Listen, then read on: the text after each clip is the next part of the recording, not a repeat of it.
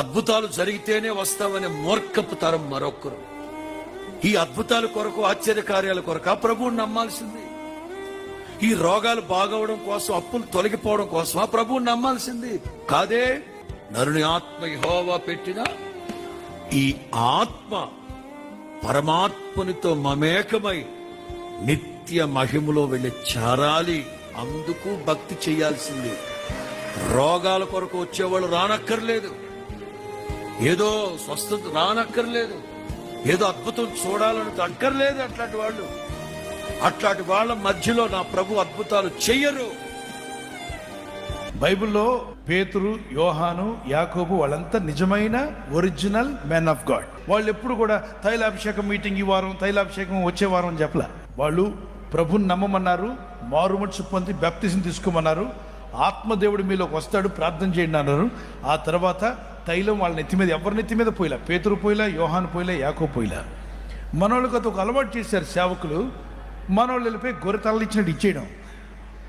ఈ రోజుల్లో చాలా మంది దైవజనులు ప్రార్థిస్తున్నప్పుడు మనుషులు కింద పడిపోతున్నారు. దానికి బైబిల్లో ఆధారం ఉందా అన్న విషయాన్ని కొంచెం తెలియజేస్తారా? ఈ ప్రశ్న ఇప్పటికి దాదాపు 50 మంది అడిగారు నన్ను. దీనికి ఒక్కటే సింపుల్ ఆన్సర్ ఉంది. ఒకసారి పౌలు గారు మాట్లాడుతూ ఉంటే ఆ కిటికీలో కూర్చొని ఉన్నాడు ఐతుకు అని ఒకడు. వాడు కింద పడిపోయి చచ్చిపోయాడు. అప్పుడు పౌలు వెళ్ళి అతన్ని లేపాడు. అంటే అతడు పడిపోతే పౌలు లేపాడు, కానీ పడగొట్టి లేపలేదు కదా. ఎవడన్నా పడిపోతే వాడిని లేవనెత్తండి, అంతేగాని వాడిని పడగొట్టి మళ్ళా లేపడం, ఈ డబుల్ వర్క్ ఎందుకు పెట్టుకుంటారు మీరు అని నా సలహా. ఇవన్నీ పరిశుద్ధాత్మ కార్యాలు అని ఒప్పేసుకోమంటే మనం ఎలా ఒప్పేసుకుంటామండి? ఇప్పుడు చాలా మంది వీళ్ళకి వంత పడుతున్న దుర్బోధకులు వాళ్ళు వీడియోలు పెడుతూ ఇవన్నీ పరిశుద్ధాత్మ కార్యాలే అంటే ఎలా ఒప్పుకుంటాం చెప్పండి? ఇవన్నీ పరిశుద్ధాత్మ కార్యాలని ఏ విధంగా ఒప్పుకోవాలి మనం?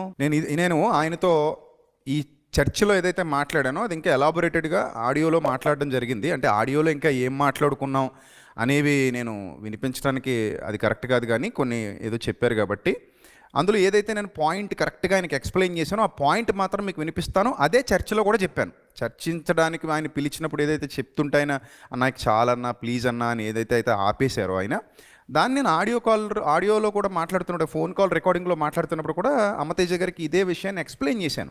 అదే ఏం లేదు నాన్న, అదే రేపు ఏంటి అసలు అంటే నీ మెసేజ్ అయిపోయిన తర్వాత మనం ఏమైనా మాట్లాడదామా, కలిసి ఏమైనా ఒక సంకేతం ఇద్దామా, లేకపోతే ఏంటి నీ ఒపీనియన్ అడిగిన తర్వాత నేను ఫాలో అప్ చేద్దామని నేను మళ్ళీ చేస్తానని చెప్పాను కదా నిన్న.